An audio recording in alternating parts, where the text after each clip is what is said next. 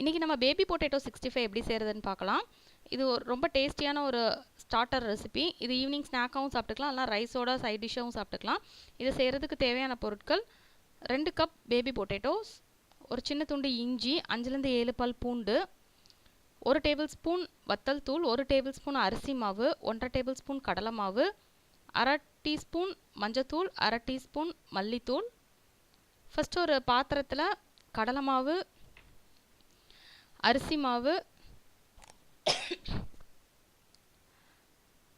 மல்லித்தூள், மஞ்சத்தூள், மிளகாய்த்தூள் எடுத்துகிட்டு அதில் இஞ்சி பூண்டு விழுது சேர்த்துக்கணும். இஞ்சி பூண்டை நல்லா பேஸ்ட் மாதிரி அரைச்சி இஞ்சி பூண்டு விழுது சேர்த்து தேவையான அளவு உப்பு சேர்த்து நல்லா மிக்ஸ் பண்ணிக்கணும்.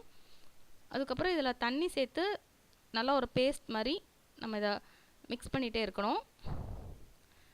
இது நல்லா மிக்ஸ் ஆனதுக்கப்புறம் நம்ம பேபி பொட்டேட்டோஸை ஒரு சவுண்டுக்கு ப்ரெஷர் குக் பண்ணிக்கணும். ஹையில் வச்சு ஒரு விசில் வர மாதிரி ப்ரெஷர் குக் பண்ணிவிட்டு தோலை மட்டும் நம்ம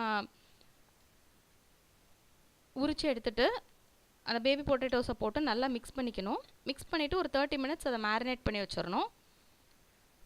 அது நல்லா மேரினேட் ஆனதுக்கப்புறம் ஒரு கடாயில் டீப் ஃப்ரை பண்ணுறதுக்கு தேவையான அளவு எண்ணெய் எடுத்துக்கணும். எண்ணெய் சூடானதுக்கப்புறம் இந்த பேபி பொட்டேட்டோஸை ஒன்றா போட்டு நம்ம ஃப்ரை பண்ணி எடுத்துட்டோன்னா பேபி பொட்டேட்டோ 65 ரெடி ஆகிடும்.